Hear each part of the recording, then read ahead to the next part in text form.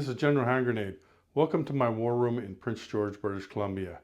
So in my last video, if you remember, I showed you the random event tables booklet that we came out with recently. And I was hoping to show you the other book that we had, but it got caught in the mail. Mail was slower than molasses in January.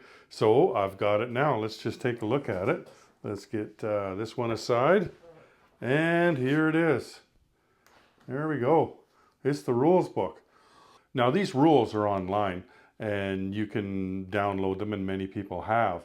But I really like this format here, this booklet we have here. It's got the wire on it there.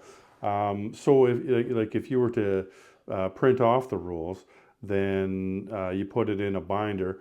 The problem that I have with that is that you've got your binder open, and there's really not much room on one of these global war tables once you get them all set up with all the pieces to have an open binder on a table. So you're kind of holding it in your hands or having to set it down somewhere else. What I really like about this book here is that you can just go to the page that you want and fold it right over, and then that takes up a lot less space.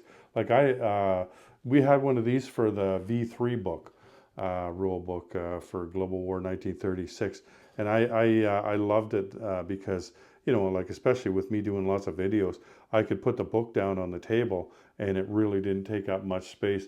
But this is so much handier, you know, having it like this, right? So we wanted to keep the cost down for you. So what we did with the rule book is that you're not going to see any color on the inside like you did, like say in the rules, right? But that's okay though. I mean, it's really, the color is just the player aids and stuff, right? And you've got the player aids if you've got the game, and so you don't need it. So like here, you don't get the color on these, but that's no big deal. Like I think it's better to have the costs down for you and be able to afford it a lot better. So anyway, that's it there. Now on the covers, we've got the picture that you are familiar with.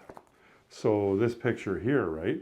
And we've got rules version 2 on there.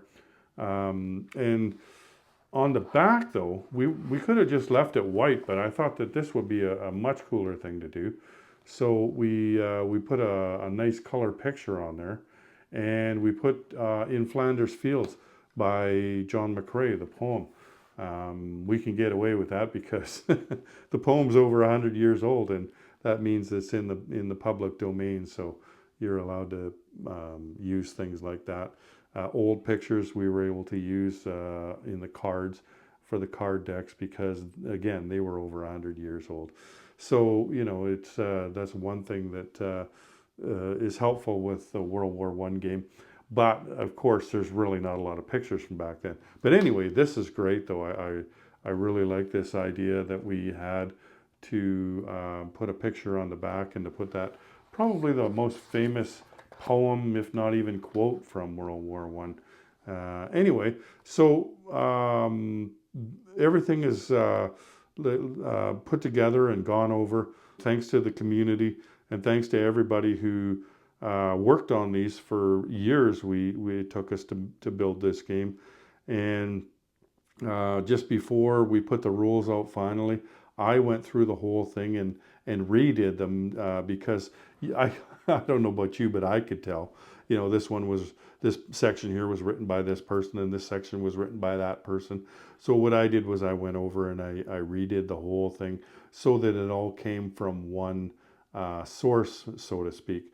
And then, you know, like if it was a minor power on page 2, then it's a minor power on page 87. You know, there wasn't a minor power here and a neutral there. Lots of consistency, and that took a lot of work.